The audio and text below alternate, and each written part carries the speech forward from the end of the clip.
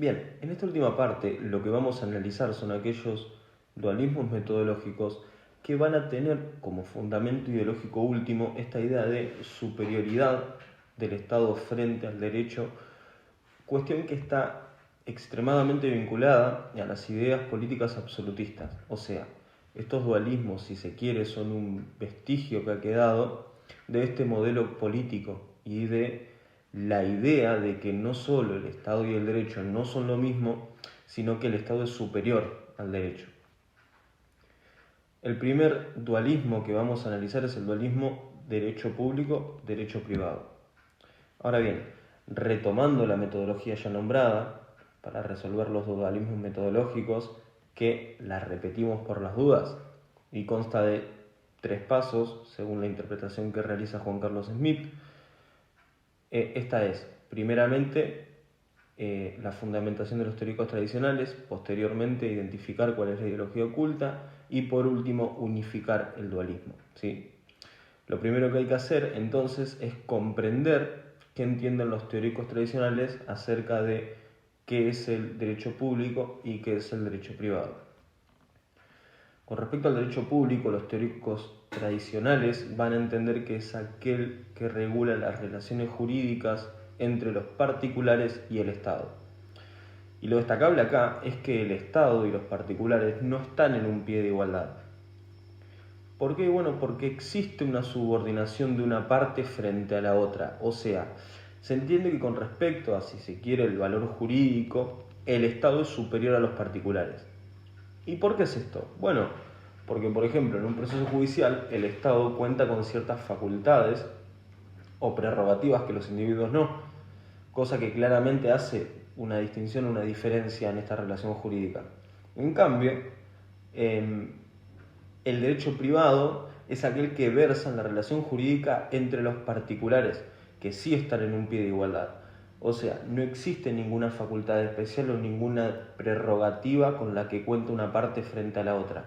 Acá son exactamente iguales. Por ejemplo, si yo no pago el alquiler, la persona que a mí me alquila el inmueble tiene la facultad de ir a reclamar en la justicia esta situación para que sea resuelta. Pero este accionar judicial no posee alguna característica especial, o esta persona que va a reclamar no posee alguna facultad especial, ¿sí? Ambas partes estamos en un pie de igualdad en ese proceso. No existe una facultad o característica o prerrogativa especial de una parte frente a la otra.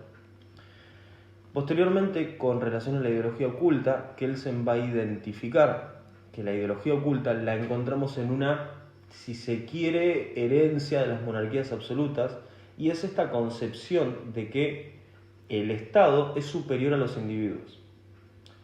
Y finalmente resuelve este dualismo explicando que al final de cuentas todo es lo mismo, todo es derecho, todo es la norma positiva puesta y creada por el hombre.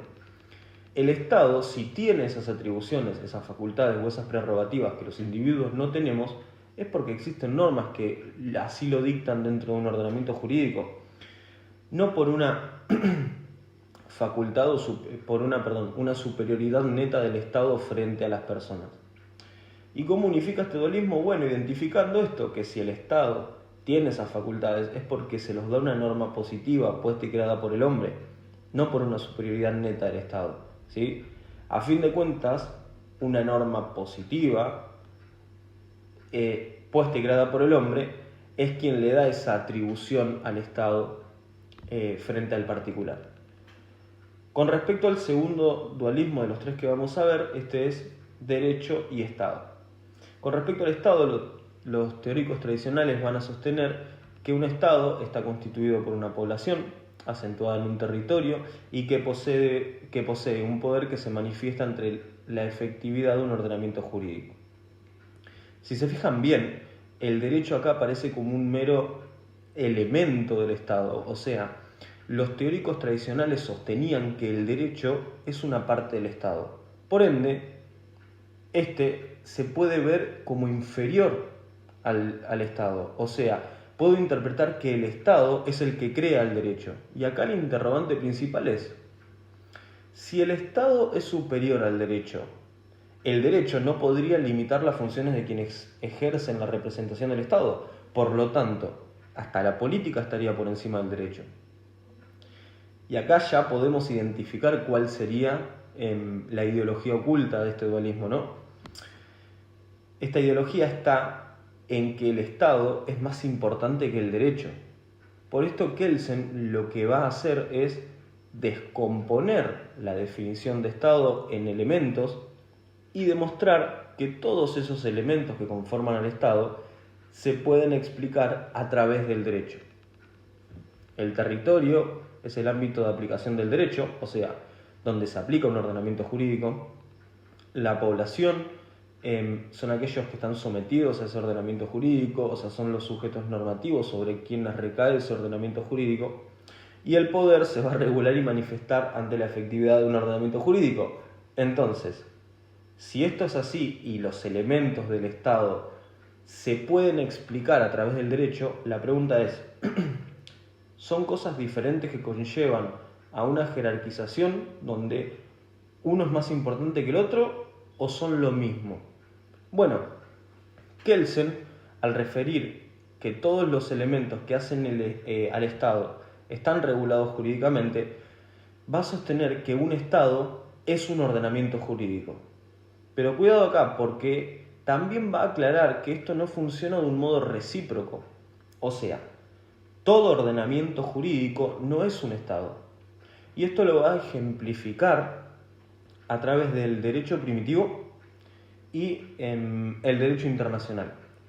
Ya que estos dos ejemplos cuentan obviamente con normas, pero esas normas no están centralizadas con respecto a sus órganos de aplicación y de creación.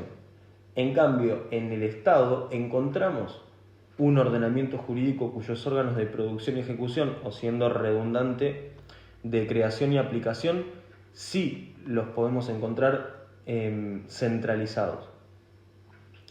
Posteriormente, lo que va a hacer Kelsen es entender al Estado desde un sentido amplio, bajo la concepción al derecho. Como ya dijimos, va a entender que el Estado es derecho y que sus elementos, de los que hablamos anteriormente, se explican a través del derecho.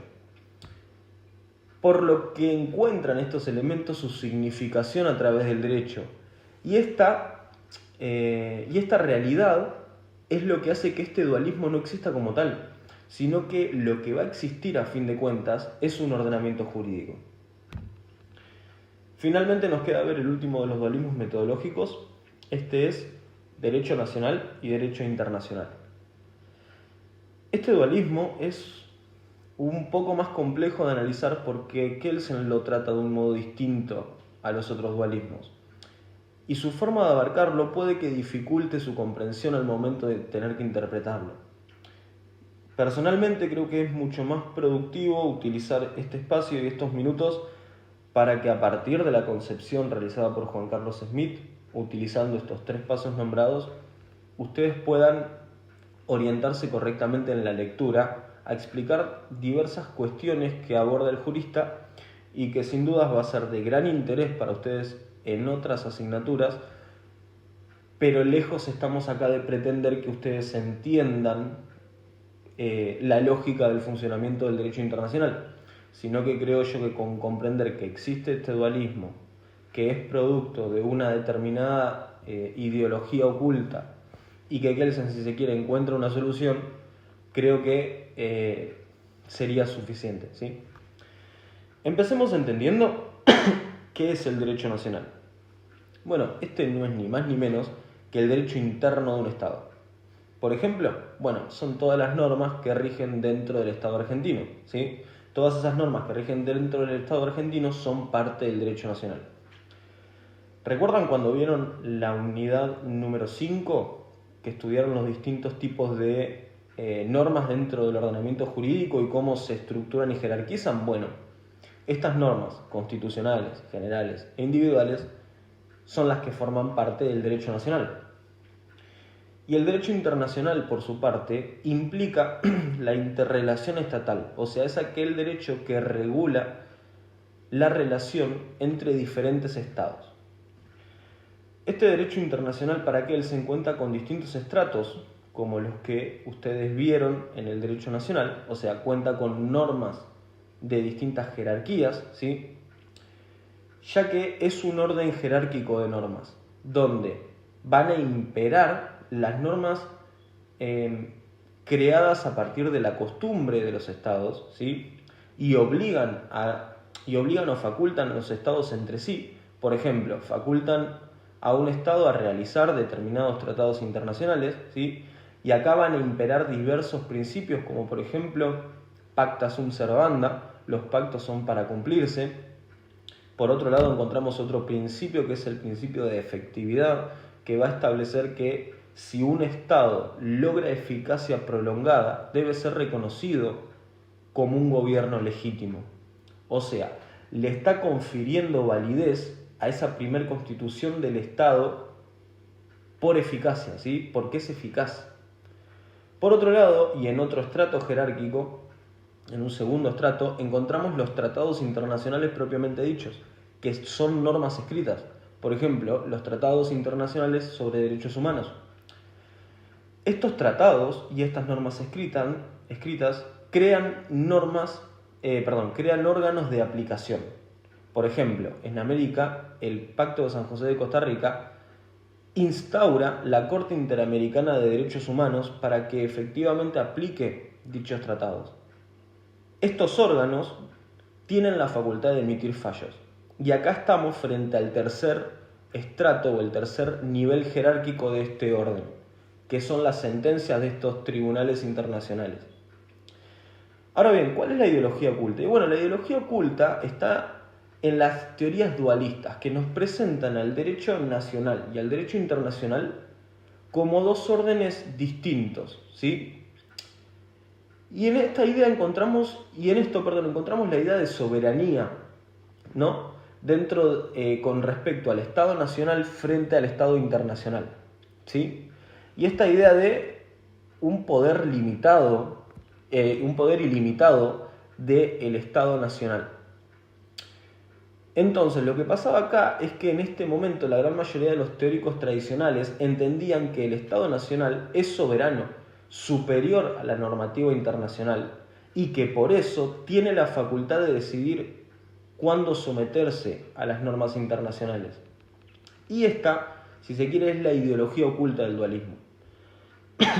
Ahora, Kelsen va a entender que a fin de cuentas hay ordenamientos jurídicos funcionando en simultáneo. Por lo cual, la solución de este dualismo es que no existen dos derechos como tales, sino que funcionan en conjunto, integran un único sistema normativo.